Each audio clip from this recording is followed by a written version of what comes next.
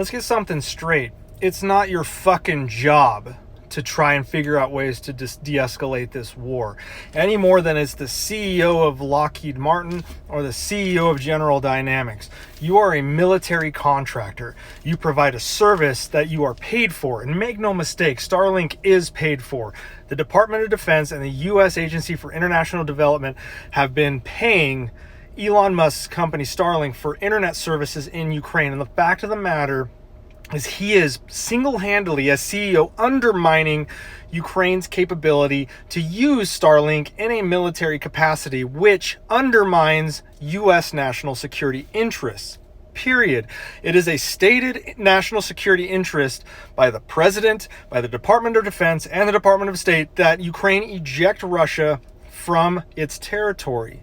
And Elon Musk, this fucking CEO of a company, has taken it upon himself to say that he turns off the capability for Starlink to connect to unmanned surface vehicles when they're en route on mission.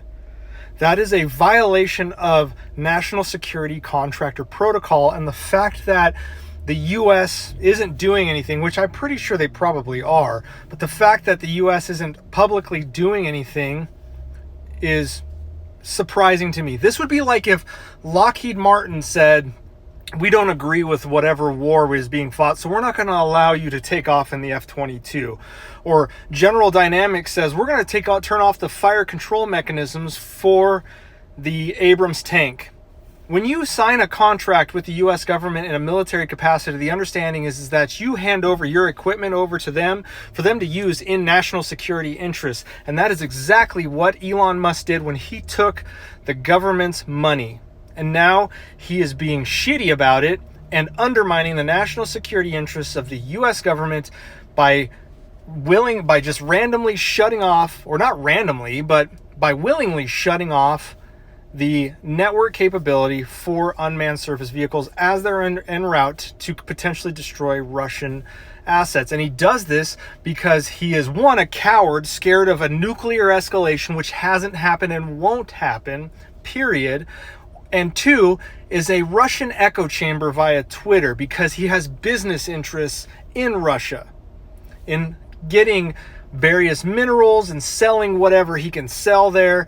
He is a Chamberlain-esque peacenik type that is fine if you want to be that, but when you sell your equipment and your technology to the US government and the military, you sign on for it being used in a national security interest capacity, and that is what it is being used for until you personally, as CEO, undermine that, which is a violation of probably the law and definitely your contract. So it's going to be interesting to see what comes out of this, because flat out shutting off military technology when you have signed on to be a military contractor is unprecedented, and something needs to be done about it, and I hope they fucking rake you over the coals over it.